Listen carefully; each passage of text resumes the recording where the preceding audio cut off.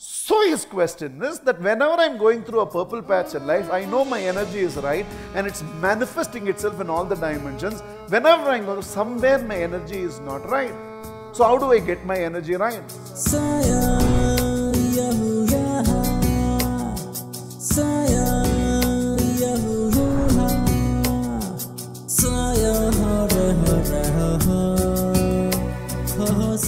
There are three major dimensions to all of us. There's a physical personality. This is the level of action in which we are living our life. Then there is a psychological personality in us, which is your thoughts and feelings. And then there is a spiritual aspect to us, which is the energy that manifests through our thoughts and feelings, culminating in action. The way we are living our life, to a very large extent, all of us, every time when we need to do some correction in our life, we try to work on it at the level of action. So our questions itself is that, what should I do? So we somehow feel life is all about what I do and what I don't do, because action is at the most tangible level. So we feel by bringing about a change in our actions that we will be able to change our life. But action is only an effect. The cause behind this action is the quality of your thoughts and feelings. The way you think and feel just manifest in the action. So if I don't correct the cause, I cannot correct the effect. Correct your thoughts and feelings. The manifestation of it will automatically correct itself at the level of the action. So some of us, every time we need to bring about a transformation in our life or bring about a correction in our life, we immediately start working at the thoughts. So we ask ourselves, how is my thinking? What is my pattern of thinking right now? Am I thinking right? Whenever I discuss about getting thoughts and feelings right, one question everybody asks me is, Mahatria, just because I get my thoughts and feelings right, can you guarantee everything will go right at the level of action always? No guarantees. Just because you exercise daily doesn't mean you won't get any ailment in the head. You will. Just because I have extraordinary strategies doesn't mean every product will necessarily sell well. Just because every marriage starts at an auspicious time doesn't mean every marriage is going to turn out to right. But understand this. Positive thinking does not guarantee success, but negative thinking guarantees failure.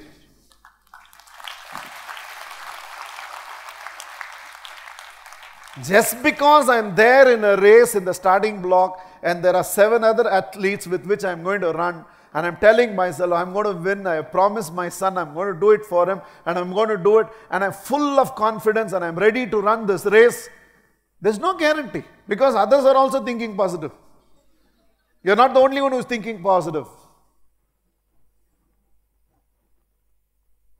Positive thinking doesn't guarantee success.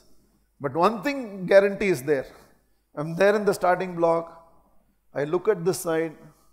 He's there in the race. I said, Bapre. Ye bhi hai. Gaya. I don't think I'm going to win. You don't have to run the race. Go. Come, let's go the other way. Reverse mecha. Because anyhow you are not going to win. It's not going to happen. Positive thinking doesn't guarantee success. Negative thinking guarantees failure. So might as well think positive. At least you increase the probabilities of success.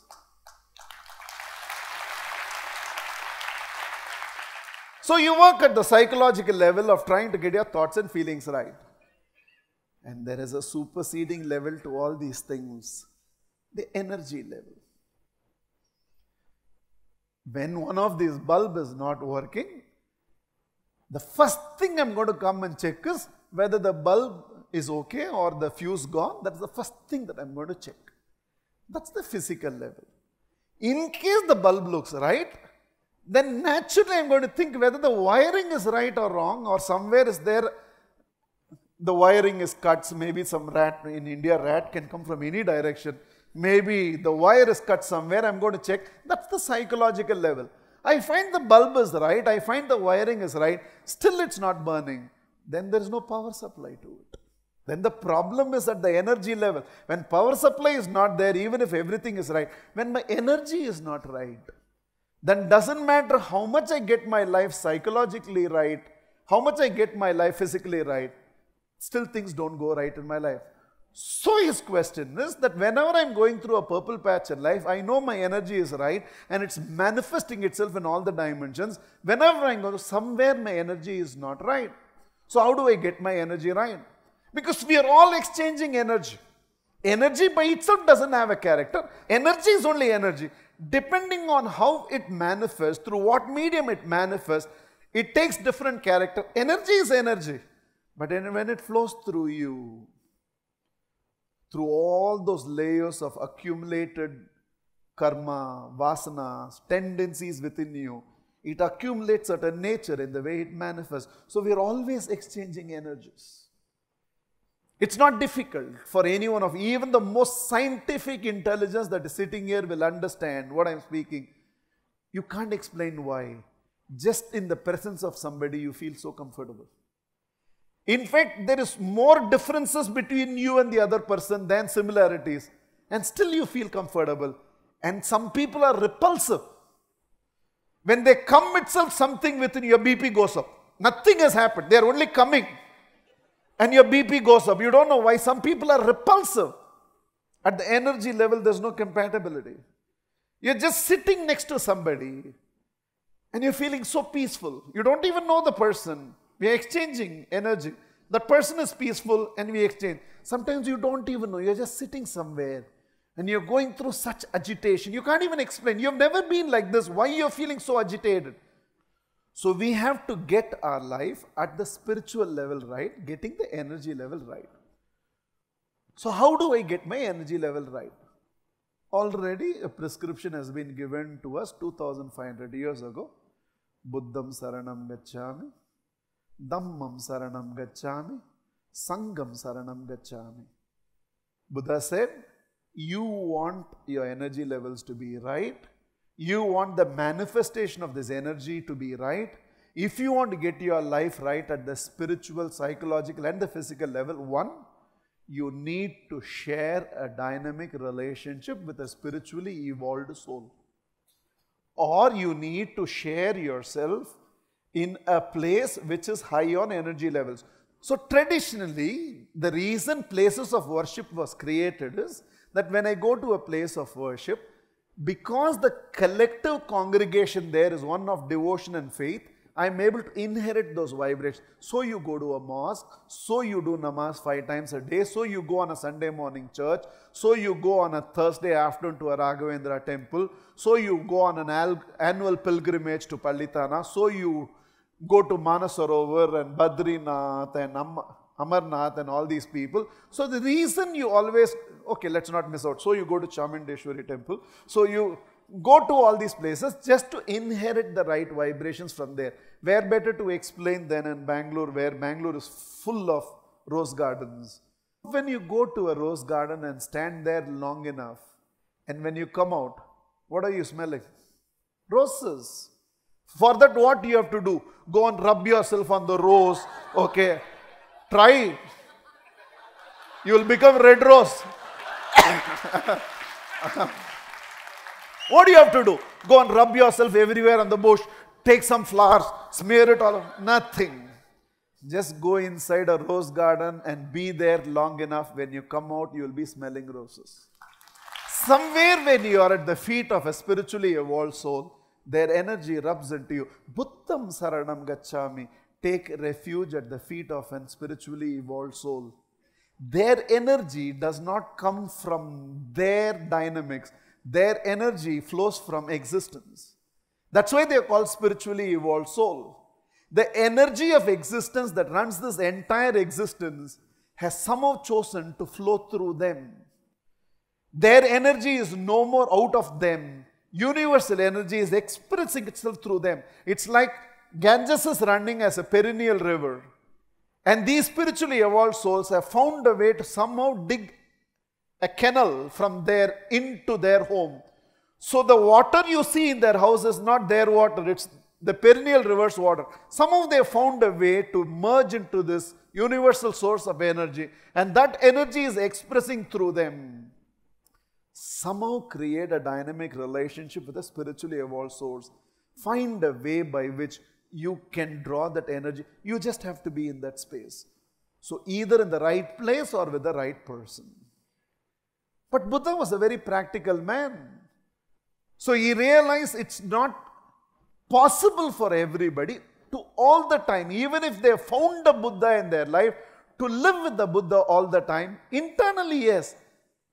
But physically, it's not possible. So Buddha gave you a second option. He said, Dhammam Saranam Gacchami. Even if you cannot be with the teacher all the time, be with the teachings all the time. Even if you cannot be with the messenger all the time, be with the message all the time. Mahatria, just by being with the message and the teaching, the energy of a teacher is present in his teachings. Energy of a messenger is present in his message. At various stages, books have come. They have been the bestsellers. Everybody keeps talking about it. The next book comes and the previous book is forgotten. The next takes over. Yet, thousands of years later, the Bhagavad Gita or the Quran or the Bible or the Jain Dharma or the Dhammapada is not outdated. It's still current. It continues. Why? All your best-selling books have only words. All the scriptures has the energy of that messenger, the energy of that Messiah still in it. So they are all living books. They are not just full of printed words. They are something more than that. You cannot even explain how can a piece of literature survive 2500 years. How can something which Mahavira said or Buddha said 2500 years later still is relevant, still is truthful, still has application in our life, and even today if you apply that in your life, how can what was told to one Arjuna continues to apply 6000 years later to every Arjuna and every Arjuni? It's still relevant.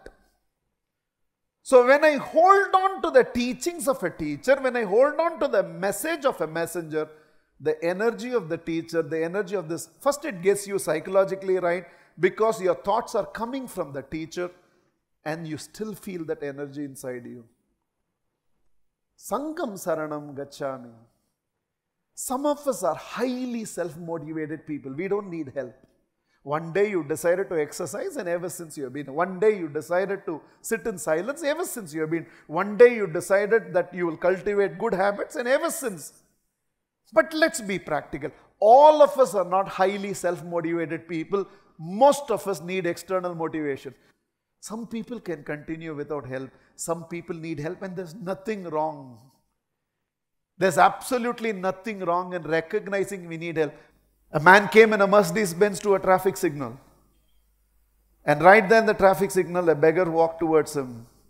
The man in the Mercedes-Benz just lowered his window, looked at the beggar and asked him, "Do you need help?" And the beggar smiled in return to the guy who was driving the Mercedes-Benz and asked in return, "Don't we all need help?" At my level, I'm begging in the street. I'm sure you're driving to the bank to help beg them for funding. We all beg. Only thing I beg for 1 rupee, you beg for 2 crores. But we all beg. We all need help. Everybody needed help. We all need help at different aspects of life. Some of you on health is very self-motivated, but when it comes to relationship, you need help. Some of you are extraordinary in relationship, but when it comes to spiritual practices, you need help. Some of you are extraordinary human beings, but you have a few weaknesses of habits and you need help to come out of those habits. We all need help. So Buddha said, Sangam Saranam Gacchami. Surround yourself with. The literal meaning of Sangam Saranam Gacchami is surround yourself with like-minded people. But I want to change that like-minded to right-minded people. So he said, surround yourself with right-minded people. Sometimes I will be slow, he will pull me. Sometimes he will be slow, I will pull him up. And sometime together, both of us will have momentum. We need help. Surround yourself with right-minded people. A research was done by Kellogg Business School of people who graduated from their school 20 years later to find out what sort of life they are living. And they found out the net worth of every individual is the average of the 10 people they relate most with. They found out, though everybody graduated from the same B school, those who became billionaires because they are surrounded by people who thought in billions. And those who were still millionaires were millionaires because they were surrounded by people who were thinking in millions. And those who were asking, where is million and billion, were surrounded by people who always found excuses in life, always found something to complain in life. So Kellogg did a scientific research to tell you that your net worth 10 years from now, 20 years from now will depend on what is the dynamic circle of people with whom you're surrounded by employees, you're thinking career growth. You're surrounded by entrepreneurs, you're thinking an entrepreneurship venture. Somewhere, whether you like it or not, a stage will come in your life when your character will be passed on to your environment. Till you reach that stage where your character will be passed on to your environment, the truth is, for a lot of us, our environment passes its character to us without our knowledge. So choose your environment. In fact, with all the children, I tell them, even if you don't get anything right in your life, you're not great in academics, I'm okay with that. You're not the best in sports, I'm okay with that. Even if you don't get anything right in your life, in your student life, get one thing right. Surround yourself with the right group of friends. Shun the company of wrong friends. It's okay. They will destroy you eventually. When you keep thinking your friends are asking you to make wrong choices, repeatedly telling you, Mahatria, but I like them a lot, you will eventually be destroyed. Whether you realize it or not, your environment passes its character to you till you reach a stage where you can pass your character to your environment. Choose the company of people. You used to be a happy person and you're no more happy. I'll tell you why. You're surrounded by people who believe happiness is not practical. And you also become one like that. There used to be a time the sound of your laughter was divine, reverberating. People around you used to talk about your laughter and you have become one moron because you are surrounded by capital morons. There was a time when your belief in yourself was so strong, and right now you don't believe in yourself the way you used to believe in yourself. You feel because now your star position is not okay, Vastu is not right, your name has to be changed, the thread will change your life because you're surrounded by people who don't have belief in themselves. They believe all this external system and you also become a victim of this. The other way around, you never used to think about meditation. You got into that group and slowly that group started talking about it and then you got wrong. And today you cannot think of a life without meditation. Sangam Saranam Gacchami somehow drew you into spiritual practices. You never thought you can even run 100 meters. And you're running 10 kilometers, 20 kilometers right now because you're surrounded by health conscious people. You used to be an athlete in school. And right now, if they put you ulta, you can be a Caesar. Because Madhya Pradesh has grown so much now, you can't see your own toe anymore. In mirror only you can see. Because equator is so big, northern hemisphere can't see southern hemisphere. But how did it happen? Surrounded by people who are so abusive of their bodies. Sangam Saranam Gacchami. So Buddham Saranam Gacchami, Dhammam Saranam Gacchami, Sangam Saranam Gacchami is required to keep your energy levels right, to get yourself psychologically right. And the manifestation of it, that's the physical domain, you will ever be in a purple patch of your life.